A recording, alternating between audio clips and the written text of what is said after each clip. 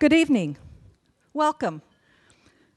My name is Lynn Zinzer, and I want to welcome you to this night's of debate, which is part of the the Ayn Rand Center's Chicago Speaker Series.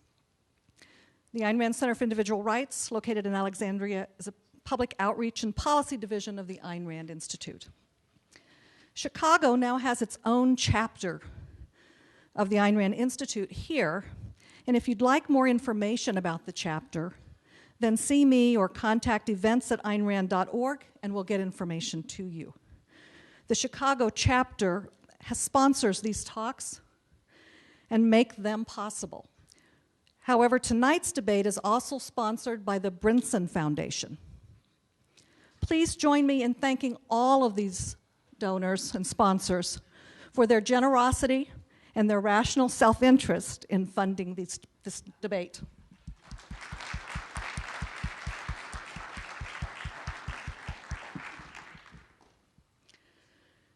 We have two upcoming events. For a change of pace, on April 17th at this hotel, Tara Smith will be giving a talk on happiness. What is it? How can we find it? And focusing on 3 tools that will help us achieve happiness, but which are often disparaged or vilified and ridiculed. Come for an evening that should be informative, provocative, but not focused on politics. Then on May 3rd, we are hosting a fundraising dinner with a special guest speaker, Stephen Moore from the Wall Street Journal. For more information, again, contact events@aynrand.org. Now for tonight's debate. I am pleased to introduce the moderator, Eric Oliver. He's a professor of political science at the University of Chicago. He has written on a variety of topics, as evidenced by 3 books: Fat Politics, The Real Story Behind America's Obesity Epidemic, Democracy in Suburbia, and his most recent book, The Paradox of Integration, Race, Neighborhood, and Civic Life in Multi-Ethnic America. He will introduce the debaters and the format for tonight's event. Please welcome Dr. Oliver.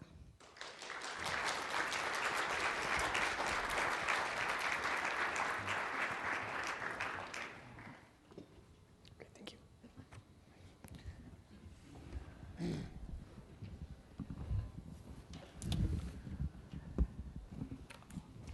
Thank you all for coming out tonight, and thank you for inviting me to moderate this debate. It's a pleasure to be invited. As a professor of political science, I spend a lot of time talking with my students about this very subject tonight, about what the role of government is. And it's great to be able to take this discussion out of the academy and out into a public sphere here. It's also a pleasure to be here with our 2 speakers. In preparing to moderate for the debate, I was able to read a little of both of their voluminous writings, and it's great to see 2 very well-reasoned and articulate viewpoints that come from very, very different perspectives and address a lot of the really most kind of pressing and fundamental issues in our society today. And so we're in for a real treat as far as having two thoughtful perspectives that are going to be offered by 2 very smart and articulate individuals. Interestingly, although both Yaron and David come from very different perspectives, there is a lot of commonality to them, and I think hopefully as we both explore their differences, these commonalities will also become more apparent. I think both of them share a very strong commitment to kind of normative elements in their work and the role of values in American society. I think they both are very concerned about sort of promoting a good and just society. And I think both of them have a real passion for public discourse and the free exchange of ideas. To introduce both of them, on the far left here is David Callahan. David is a co-founder of Demos and edits the Demos blog on policyshop.net. He's the author of 8 books, including The Cheating Culture, Why More Americans Are Doing Wrong to Do Well, The Moral Center, How Progressives Can Unite America Around Our Shared Values, and Fortunes of Change, The Rise of the Liberal Rich and the Remaking of America. And there are numerous other books as well. He's also contributed pieces to the New York Times, the Washington Post, The Nation, and the American Prospect. David received his BA at Hampshire College and his PhD in politics at Princeton University. In between us is Yaron Brook. Yaron is president of the Ayn Rand Center for Individual Rights. He's a regular contributor to Forbes.com and has written for the Wall Street Journal, USA Today, and Investors Business Daily. He is co-author of Neoconservatism, an obituary for an idea, and a contributor to Winning the Unwinnable War, America's self-crippled response to Islamic totalitarianism. Yaron received his MBA and PhD in finance from the University of Texas at Austin. He was formerly a professor at Santa Clara University, and he is a co-founder of a financial advisory firm, BH Equity Research, of which he is presently managing director and chairman.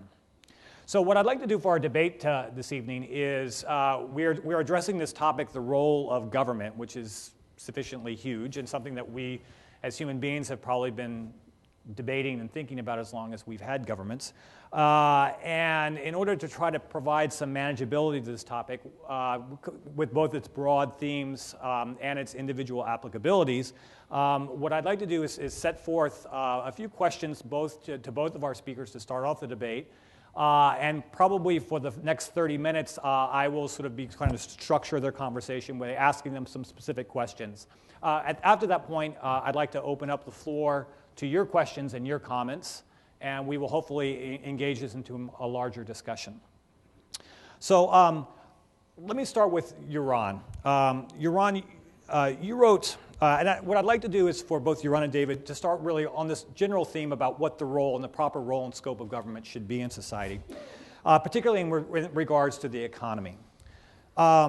You wrote, under capitalism, the government's sole purpose is to protect the individual's rights to life, liberty, property, and the pursuit of happiness from violation by force or fraud.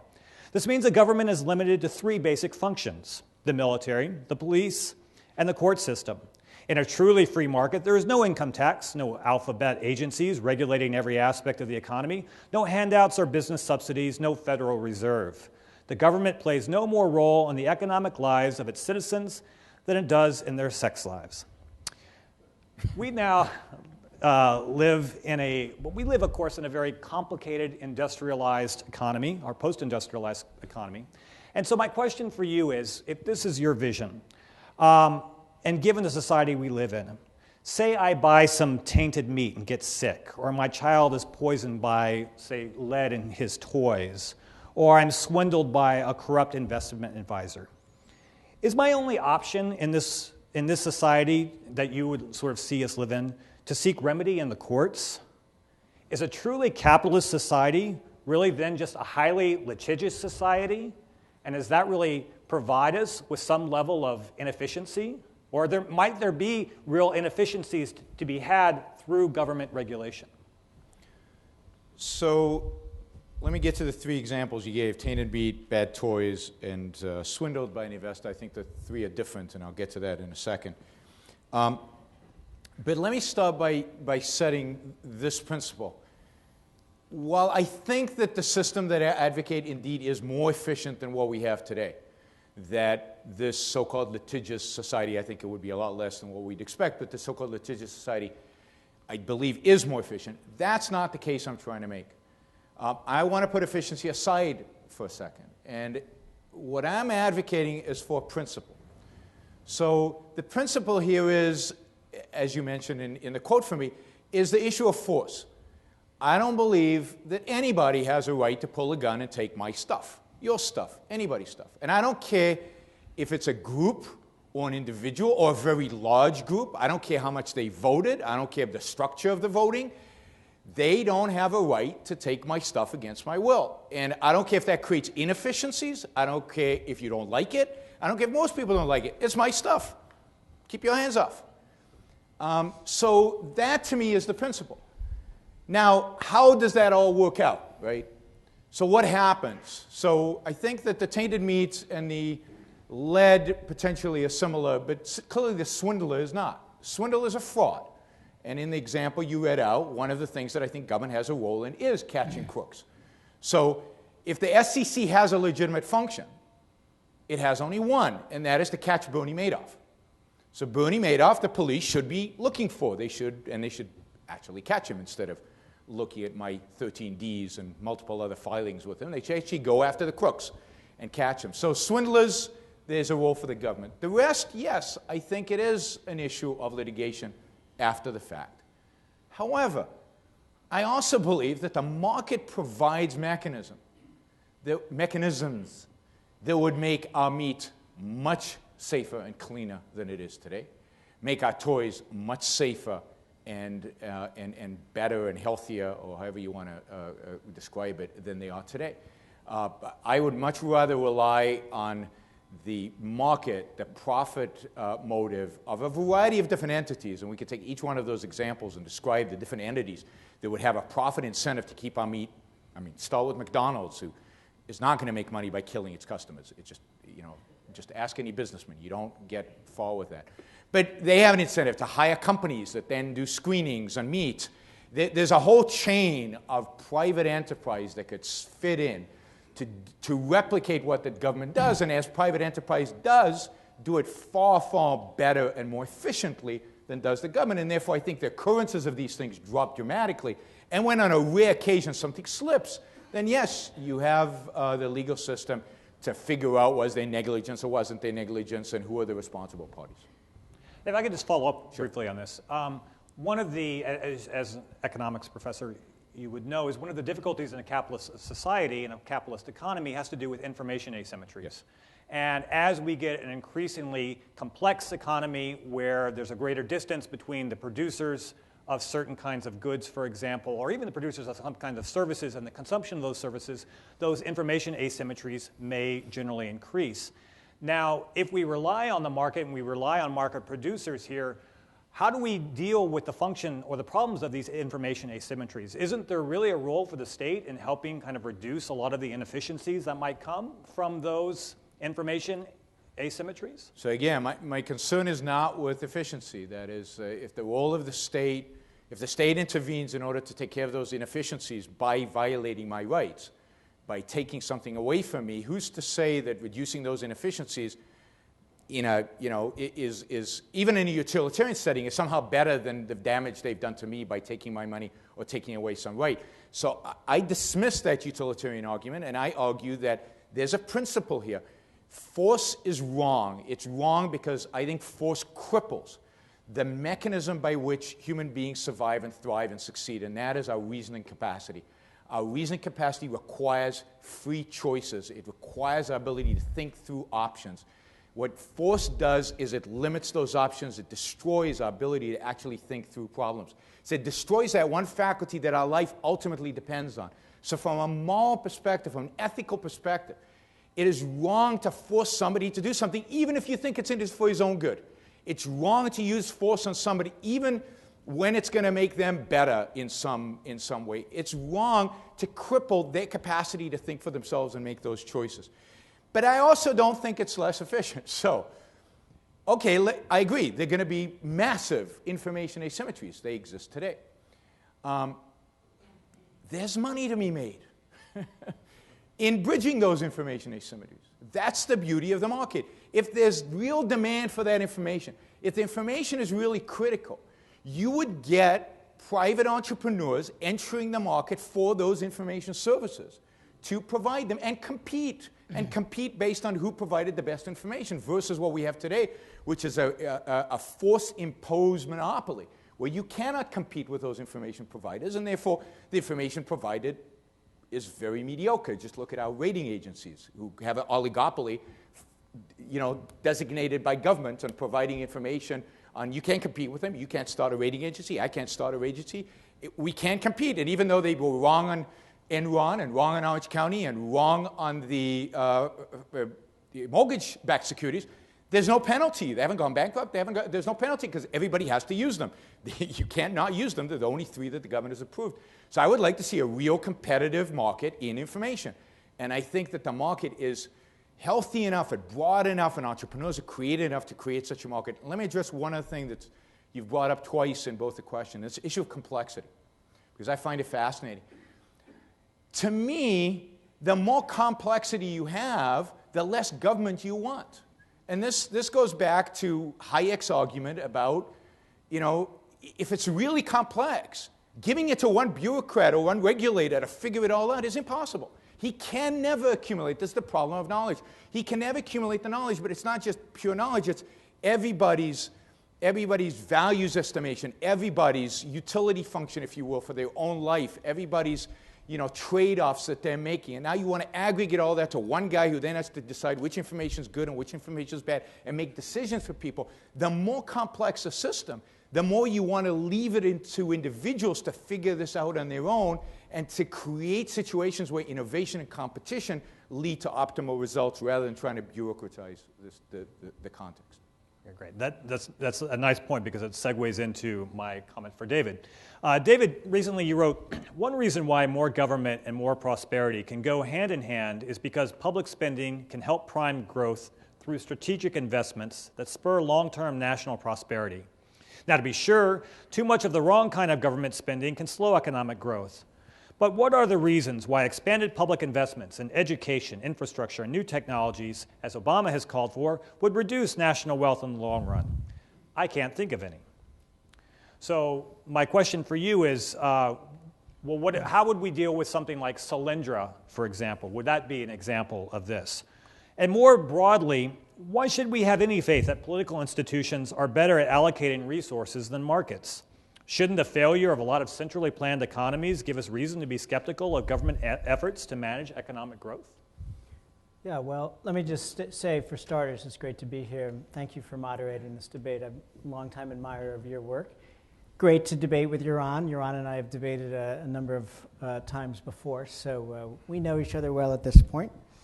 And I guess to start to answer your question and make a broad framing remark, one of the problems I've had with Yaron's arguments through the course of our debates is the way in which he is arguing with success. Because over the past 60 years or so, roughly since World War II, a balance between government and the private sector has pretty much been the norm in the wealthiest parts of the world. We've had, whether you look at the United States or Western Europe, there's been very robust markets and also a strong role for government. And that model, which became dominant after World War II, has actually been phenomenally successful. The United States has become, in the last 60 years, the richest country in the history of the world with that model. Europe is the second wealthiest zone in the world, and China, which has a very strong role for government, a role which has expanded, in terms of its sort of management of industrial policy. China is well on its way to becoming one of the wealthiest countries in the world, too. So I admire Yaron for his strong principles and for his belief that it's all about the principles and the moral principle, but the historical record is pretty clear that a mixed economy has produced high levels of wealth, and to put that model at risk for the sake of a set of moral principles, I think, is highly risky and questionable. And I would take real issue with the principles themselves. Yaron says, I don't want force. I don't want anybody taking anything from me that is mine by force. My wealth that I have made through my business, say. I don't want government coming in and taking my wealth. But the fact is that nobody makes money in business by themselves, right? We don't operate in some total vacuum. We create wealth because we live in a society that is a complex and interdependent society.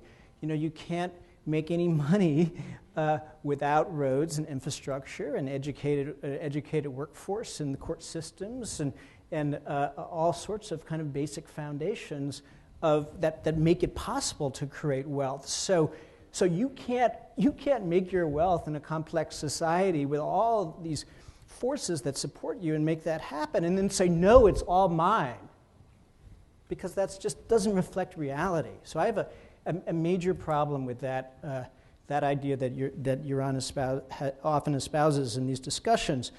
As for your specific question about the role of public investment in spurring economic growth, I mean, that's one of the areas where the historic record in the United States is quite clear. I mean, if you think about the role of public investment in kind of creating the modern middle class in the wake of World War II, it's been huge. I mean, we had, after World War II, the GI Bill, which offered subsidized mortgages to the millions of people who fought in World War II. That helped create this huge boom in the housing market and the creation of suburbia, the home mortgage interest deduction, which helped spur home ownership. The suburbs were also opened up by massive investments in public transportation through the interstate highway system. Our workforce became a lot more educated and creative thanks to the creation of the public university system, the higher ed public university system, which still 3 out of 4 students in this country go to, was dramatic piece in terms of creating this more prosperous society.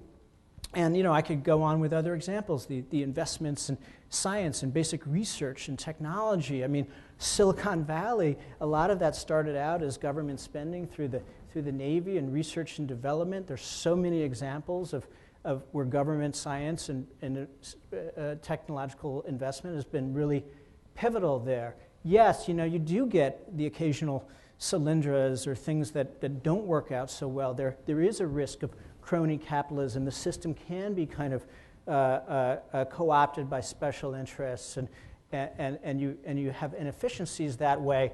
But there's lots of problems with the private sector as well. I mean, lots of things that don't go so well, and I'm willing to take some of those risks, and I think we need efforts to manage those, to keep them at bay. But in the grand scheme of things, the historic record, I think, is clear that public investments pay off in terms of building prosperity. Certainly, our global competitors understand that. I mean, the Chinese, you look at what they're doing in terms of public investment, it is phenomenal. They're building 8,000 miles of high-speed rail to link all of their major economic centers. They have the most advanced airports in the world. I mean, they're building these major research universities. They understand that the state has a strong role in promoting prosperity, and they are our competitors right now and in the future. If I could follow up just briefly on that, though.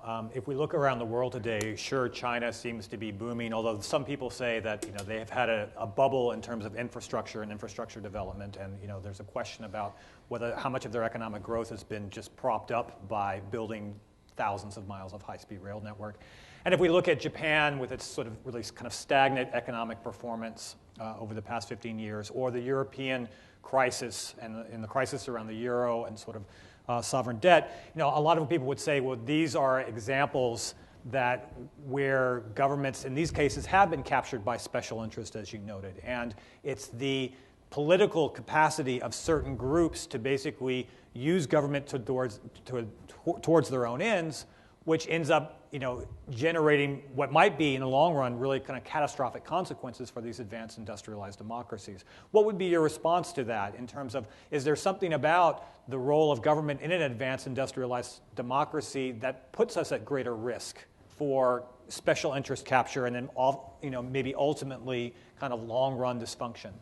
Yeah, I mean, certainly with a democracy, you have that risk because of the nature of pluralism. You have highly organized interest groups that can get their piece of the pie and then never let it go. It's like those farm subsidies, right? That at one point made sense, but then the farmers fight to the death to protect those subsidies, or even something like the home mortgage interest deduction, which I think at one point really played a role in stimulating the rise of the middle class and housing, but try to take that home mortgage interest deduction out, and you're going to be up against the National Association of Realtors, which is like a very, very powerful interest group. So certainly there's some risks of that kind of capture and cronyism. I think in general the United States has managed to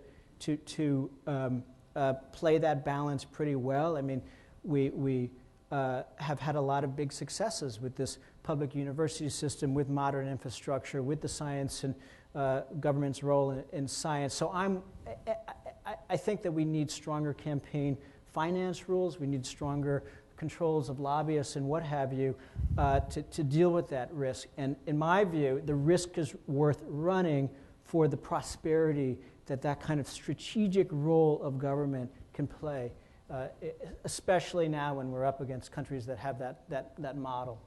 Yaron, would you like to briefly respond to David's comments? Sure. I think there's, we're going to disagree here on history and in what causes, success in an economy. It's true. The last 60 years have been incredibly successful. And I would say that is in spite of government policies, government growth, so-called government investments. I don't consider them investments. They're just, there's small benefits, but on a net present value, my guess is they're mostly negative. But let's look at the last 60 years. So post-World War II, government shrinks dramatically because we go for war footing. Massive amount of people join the workforce, which is a great thing. The economy booms in the late 40s. There's a bit of a recession in the late 40s, but it booms into the 50s. It does very well. Government then starts growing again in the 60s dramatically. And what do we get? We get a period of 15 years, 16 years of basically stagnation. If you take the mid-60s to the 1982, and you look at a lot of economic indicators across that period, starting with the Dow Jones Industrial, it's basically flat for 16 years. Because government has grown too big and it's gone out of control. And the remedy to that is not even Reagan. It's under Jimmy Carter, massive deregulation. The real deregulation that happens is Jimmy Carter. He never gets credit for this. But if you think about airlines, trucking, financial institutions, brokerage, and if you look at the decline in capital gains rates, that's all Jimmy Carter. And then you get Ronald Reagan in there continuing to deregulate and cutting taxes. And yeah, the economy does better under those conditions. When you get government out of the equation, the economy does very well. But then, of course, the government grows again, and it starts so-called investing, and it starts manipulating, and it starts incentivizing us maybe to buy more homes than we should. And you get the end of Bill Clinton and the beginning of George Bush, who is, big government, as big as any liberal is. No deregulation. I challenge anybody to look at George Bush and find what he deregulated. Massive regulations, Sarbanes-Oxley, new regulations across the board. Yes, he cut taxes, but other than that, he was a big government guy. And yes, we get a big financial crisis, and now we've entered, if you look again, at least in financial measures, if you look at the last 15 years, we've been flat. So I would argue that, when we allow a little bit of freedom to the marketplace, when we deregulate, when we lower taxes, when we let people actually innovate and do their thing, we get huge successes. Standard of living goes up, wealth goes up, good stuff happens. When government gets out of control, bad things happen, whether it's the 70s or whether it's today. I'd also say this, just look at our educational system, including higher education. 75% of all master's and PhD degrees in the United States in the sciences and engineering are earned by foreigners. Americans don't do master's and PhDs in sciences and engineering. That, to me, is a black mark on our public educational system. The schools in California are going bankrupt. The struggling students can't afford to attend them, and the schools can't stay open anymore because they're run by a politicized process, not by an economic process. And you could go on in terms of the failures of the educational system instead of privatizing it all and bringing the kind of innovation and competition that we have in other markets to the educational market. And let me just make one point, because David's made this many times, and I can't remember if I responded or not. His point about you don't do it alone. You don't do it alone. It's true. You don't do it alone. You've got employees, but you pay them. You've got suppliers, and you pay them. Yes, you drive on public roads today, but in my world, they wouldn't be private. They wouldn't be public. They'd be private, and there'd be a mechanism to pay for that as well.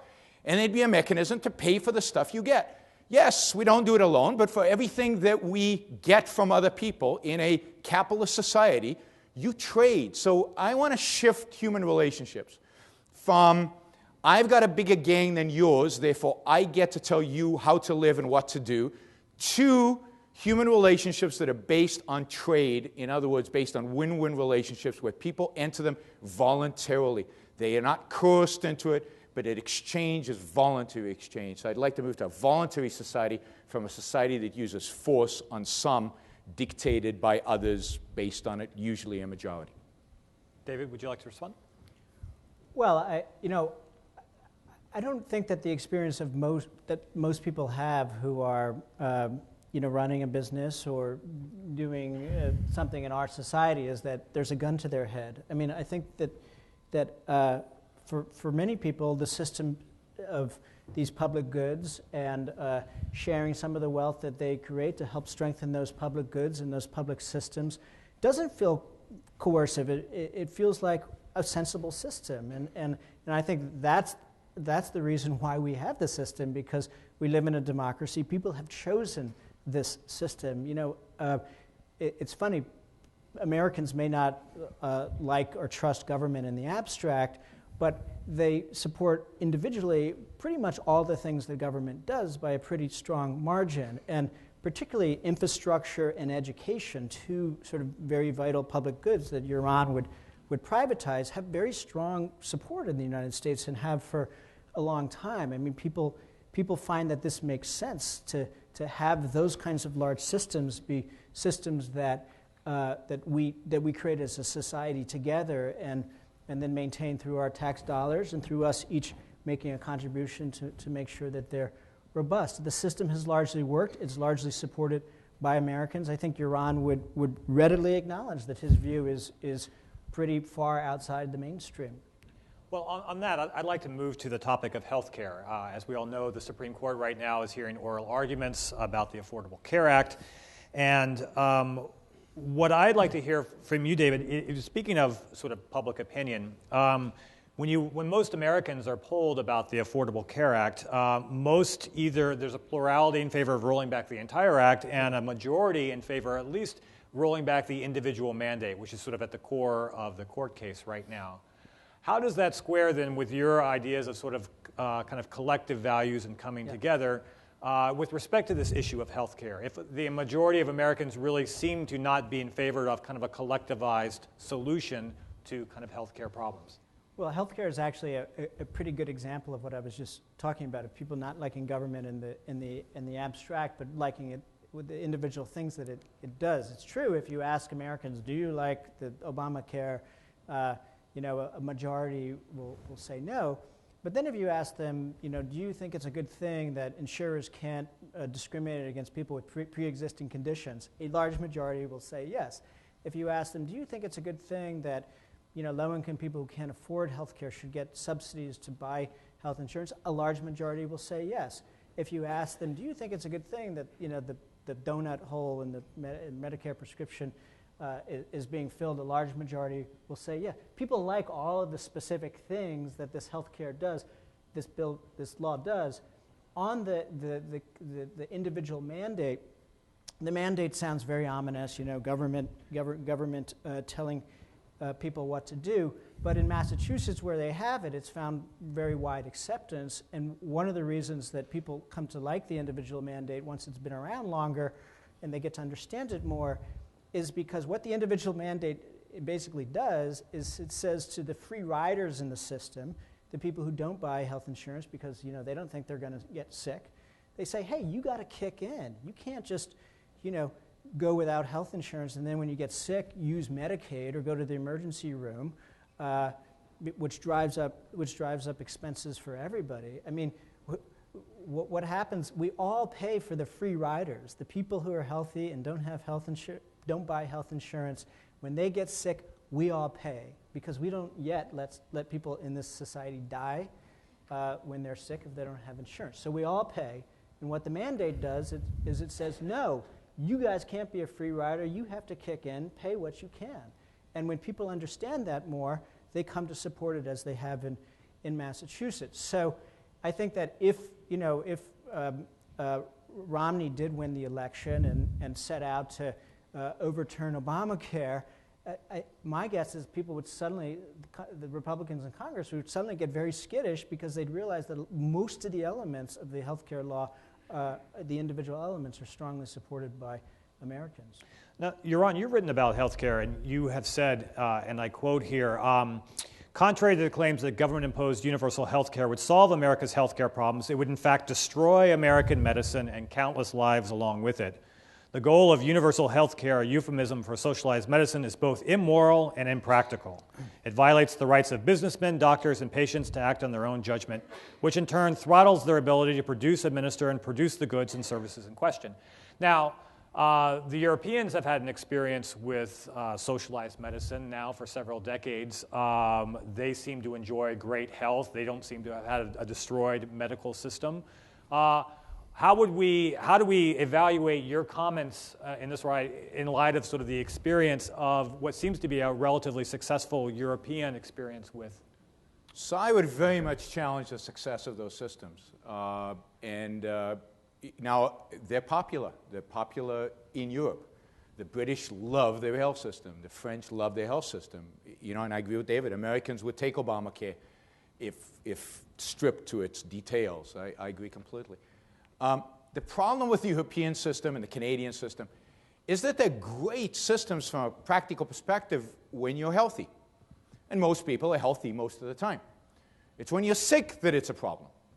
And the statistics are quite astounding in terms of the British healthcare system, the French healthcare system, the Scandinavian healthcare systems, in terms of rationing, in terms of waiting lines, in terms of every measure when you're sick, and particularly when you're sick of a disease that is likely to kill you, like cancer or heart disease. There is, and this is unequivocal, there is no better healthcare system in the world to be in when you're really, really sick than the American healthcare system. So surviving cancer by huge percentages is much greater in the United States than any other system. Surviving heart disease by huge numbers is better here than it is in any other healthcare system. So even though we live less healthy lives than Europeans do, we tend to be obese, we tend to have all these other problems. If we get sick, we actually get far better treatment than they do. And you know, the best anecdotal evidence of this is when leaders of these other countries get sick, where do they take them? They bring them here. My father was a doctor, is still a doctor, in a socialized healthcare system, in Israeli healthcare system. And when he has a patient who can afford it and who is really, really sick, and Israel has more doctors per capita than any country in the world. I mean, it's a Jewish country after all. Where does he take them? To the Mayo Clinic. He doesn't treat them in Israel. So when there's an opportunity, then you bring them over here. When Berlusconi gets sick, he doesn't go to France, which supposedly has the best healthcare system in the world. He doesn't go to the UK. He comes to the US. When the king of Saudi Arabia, you could go on and on. The point is that we have a segment of our healthcare system. Our healthcare system is broken. I'm not going to pretend that our healthcare system is healthy. It's not. It's broken. I just don't think we should emulate systems that are more broken than ours, based on public opinion. I think we should look at facts, and then we should look again at principle. And you know, the principle is freedom. And the problem with the American healthcare system, and the problem with the healthcare system of the world as a whole, is there's not enough freedom. There are not enough choices. There's not enough innovation. There's not enough market. There's not enough real insurance. And taking away pre-existing condition, basically, there is no insurance. All insurance companies become as third-party administrators between the government and all of us. So it's a sham to even call it insurance.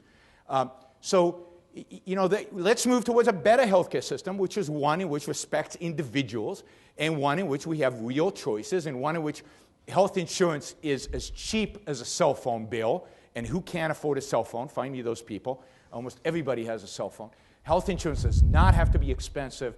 Healthcare does not have to be expensive if you get government out of it. It's no accident that the two areas where we're seeing the most price inflation are healthcare and education, the areas that are dominated by government. You know, over 50 cents of every dollar spent on healthcare is spent by government.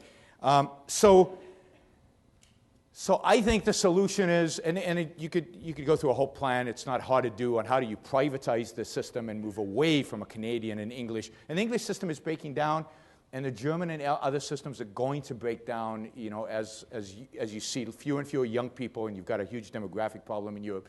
Fewer and fewer young people and more old people, and the redistribution of wealth becomes so massive that they can't deal with it. So those systems are heading towards even more decline. But I wouldn't exchange our health system. I mean, I just had back surgery. I saw 8 different specialists to get an opinion. The insurance company paid for all of them. I had the best, surgeons in a wonderful hospital, incredible treatment.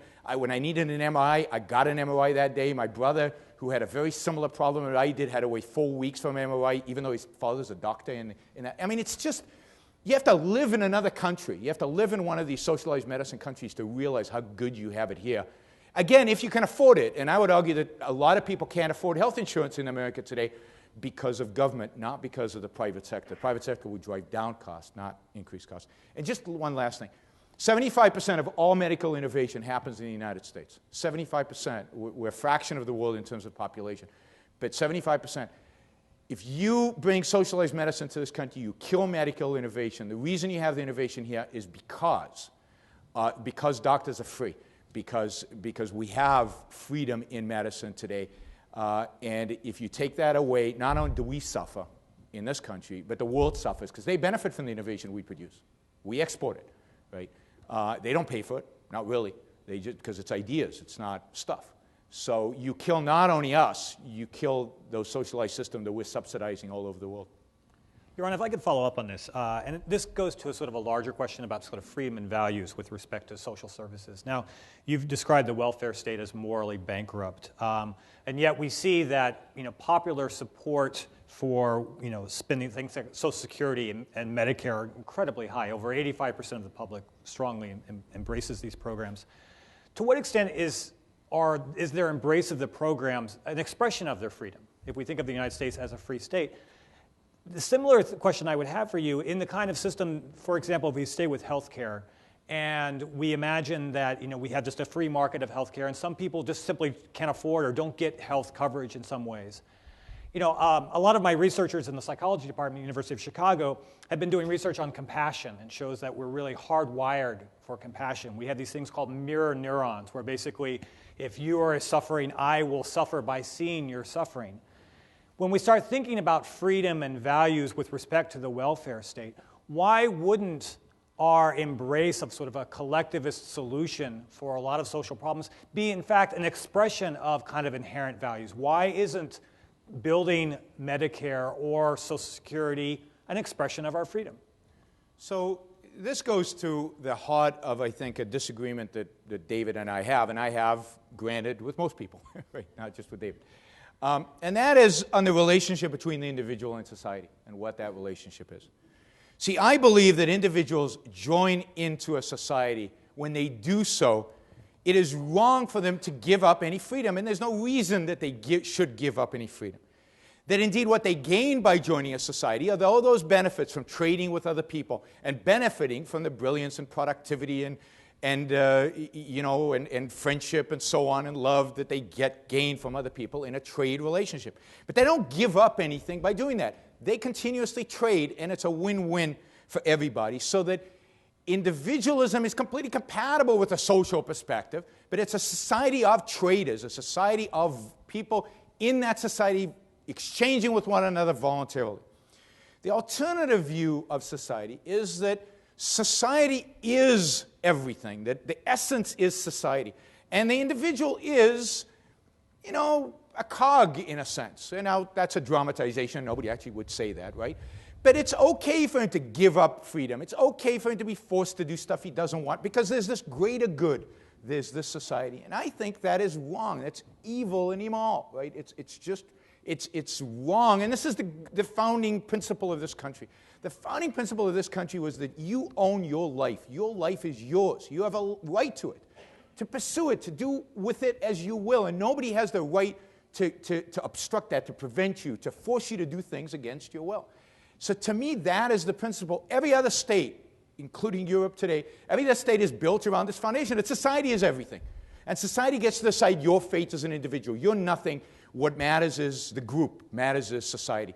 The founders rejected that and created, and that's what makes this country unique. In that sense, I'm an American exceptionalist, if you will. This country is unique in that it placed the individual first. And I think that is the principle that has to guide us. So it's wrong. It's in my view, yeah, people think that they can think and do whatever they want, including to mug me, right? So we understand when it's one-on-one that somebody does not have a right to so-called express his freedom by mugging me. We also know that he can't express his freedom by hiring the mafia to mug me. But somehow it's okay if he gets together with the neighborhood and they vote and 51% of them want to mug me, then it's okay. But that's exactly what happens. That's exactly what happens. Now, they don't physically come and punch me, but if I don't play by the rules, what do? Are stop signs a violation of my rights? Stop signs would exist if the roads were private. So in a sense, what the government is interceding to do something the market would do anyway. So no, I don't think it's a violation. But I do think that having public roads is a violation of my rights, yes. Because it's taken my money to build them. So in that sense, stop signs are an extension of that. But I'm not going to get too upset about a stop sign because that is something that would exist in a free market. But for me to subsidize other people's health care, for me to subsidize their retirement, for me to subsidize a whole myriad of things that the government forces me to do today, or for me to change my investment behavior because the government has decided that it doesn't want me to do what I do today. I just heard bad news about how Dodd-Frank affects my investment business. That's a mugging. I now have to devote huge amount of my time away from the pursuit of my happiness to fulfilling a bureaucrat's need. My clients aren't complaining. My clients are quite happy with the current arrangement. I have to change it completely because somebody decided in Washington that the way I do business is wrong, is offensive to them. They're not accusing me of fraud. They're not accusing me of violating anybody's rights. It's just they think my clients would be better off after a different arrangement. They're not asking my clients if they're better off or not. That's not the point. It's not us choosing and making voluntary decisions.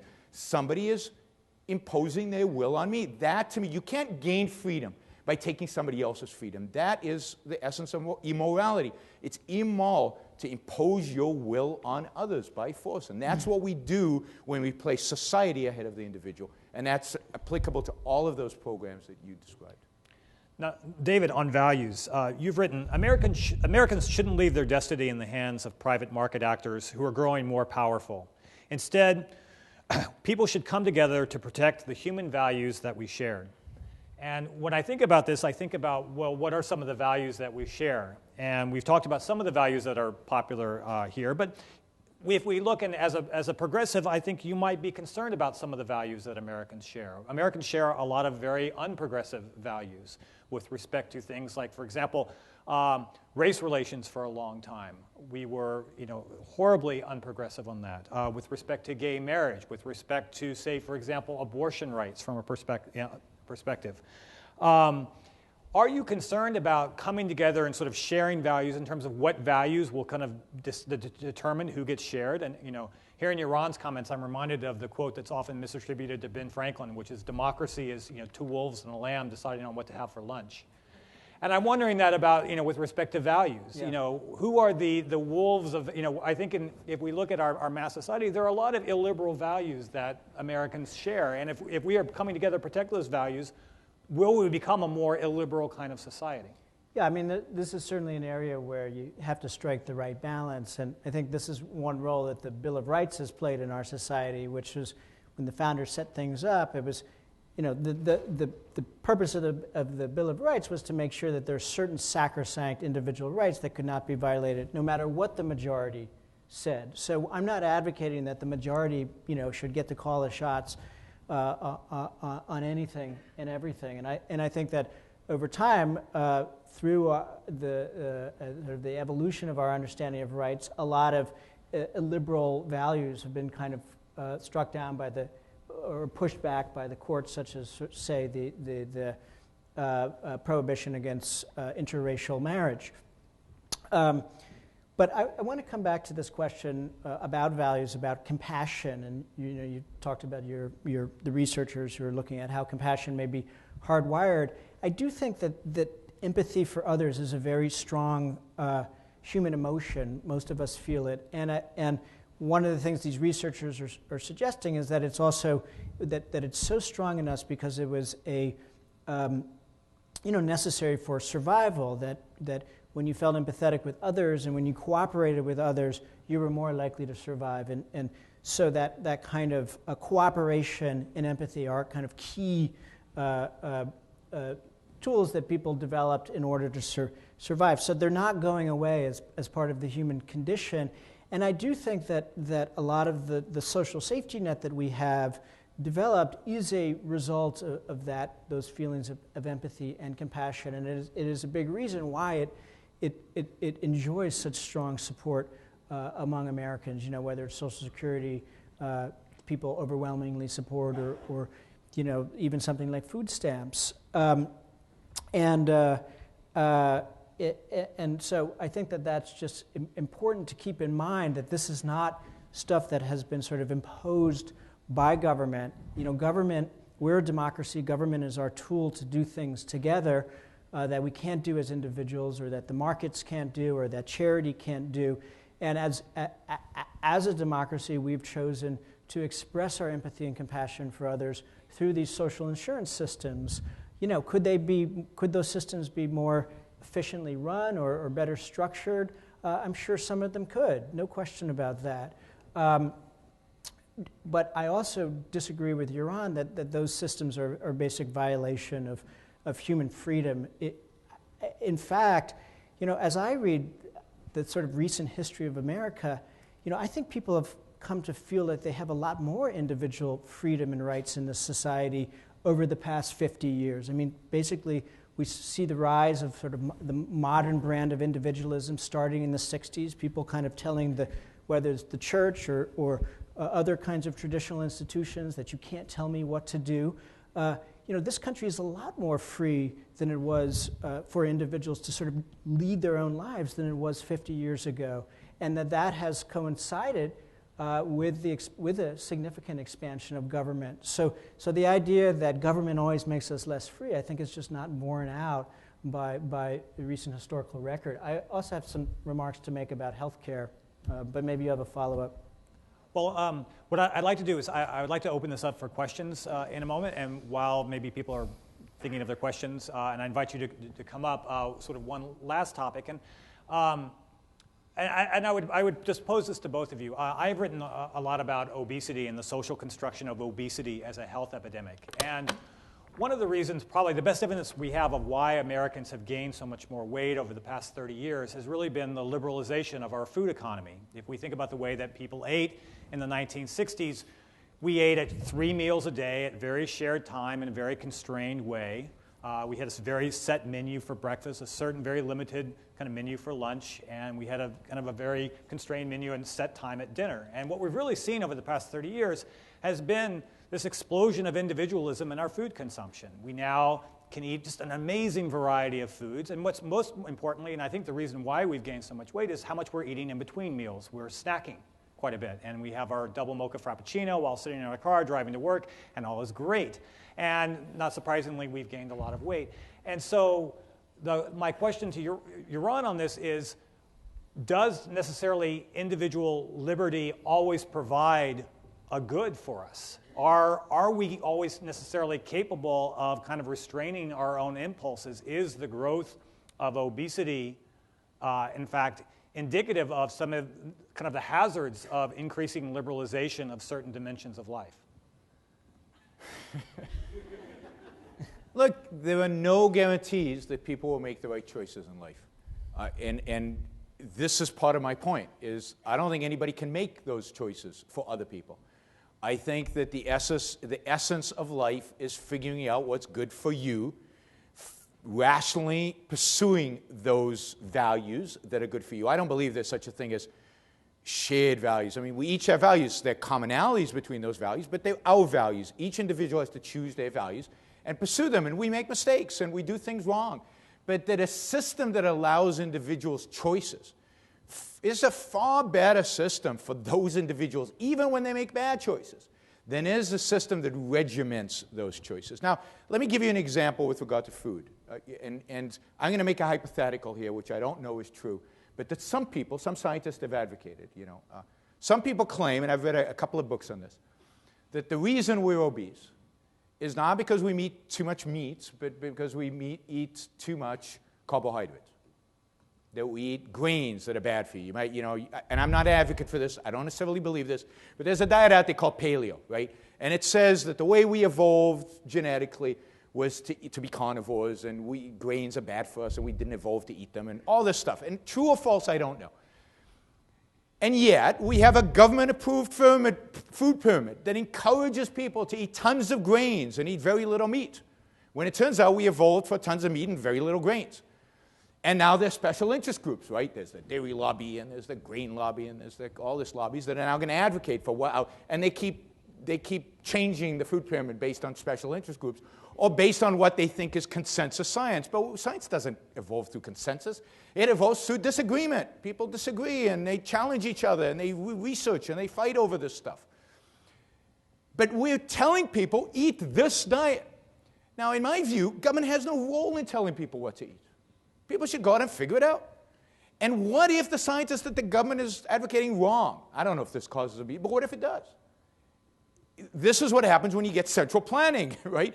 And so they're eating different. We have 50 different cereals, but what if all the 50 different cereals are bad for you? So we get choices between garbage, and we're told you have to eat a cereal for breakfast. That's good for you, and it's subsidized. That's true through farm subsidies that David was talking about. And there's a lobby for it. So I would like to see the government get out of this completely, out of these kind of choices. Let individuals make choices with their doctor, with their dietitian, reading whatever, or they just go and eat fast food. That's their choice. So in my view, these are choices. And, in a sense, you bring in, there was a part of your question about healthcare that this relates to. And if they made bad choices, they should have to pay for it. So I think that insurance companies should be able to assess whether you're obese or not, and people should buy their own health insurance, not through group policies through employers. And if you're at a higher risk, they should charge you a higher premium so that there's an incentive to then reduce your risk. We don't provide that incentive. Whether at my workplace, whether you're healthy or not healthy, everybody pays the same amount. Today, I was just telling my employees that my younger employees are today subsidizing my kids because Obamacare allows them to be insured under my policy until 26. So my younger employees are subsidizing them. Let people have individual health care insurance. Let them bear the costs of their mistakes. And just one last point on compassion. If people are so compassionate, and I have no problem with compassion. I think it's wonderful. And I think the solution to people without insurance is that compassion through charity. I don't think the government has to get involved. I don't think it got involved pre-86. People used to go to the emergency room. They didn't just die. Every hospital had a charitable foundation that took care of them. Guess who lobbied for the 1986 law that made it illegal not to treat somebody who walked into an emergency room? Hospitals did, because they didn't have to bother with charitable foundations. They just wanted to redistribute, get government money in order to do it. So if everybody's compassionate, then what's the big deal? Why do we need force? I mean, I want, let people be compassionate. I think it's wonderful that people are compassionate, but let's make it voluntary.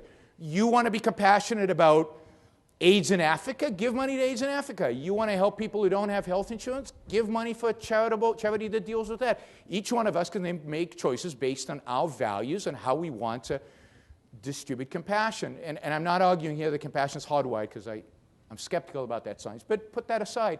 We are compassionate as human beings. That's great. That's part of who we are. Well, express that voluntarily. Let's just remember that often we're compassionate, but we don't feel like we have the tools or resources to express our compassion and solve a problem because it's too big. And I'll give you a concrete example. Few groups in America draw more compassion than the elderly, right? Who are often old and they're frail and vulnerable. And before the expansion of Social Security benefits in the late 60s and early 70s. At the beginning, in 1960, about 30% of elderly people lived in poverty.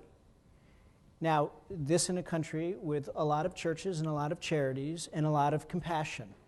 But those institutions and that compassion was not enough to offset a huge problem of elderly poverty.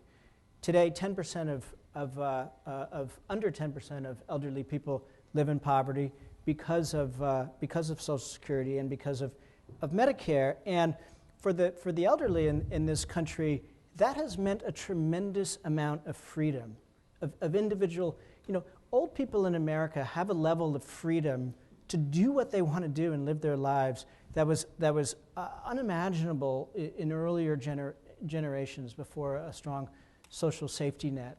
And I just think we should keep that in mind, that one of the things that social insurance systems do is they provide us with a buffer against bad things, and they provide us with some basic necessities like income or health care that allow us to then lead our lives and do what we want.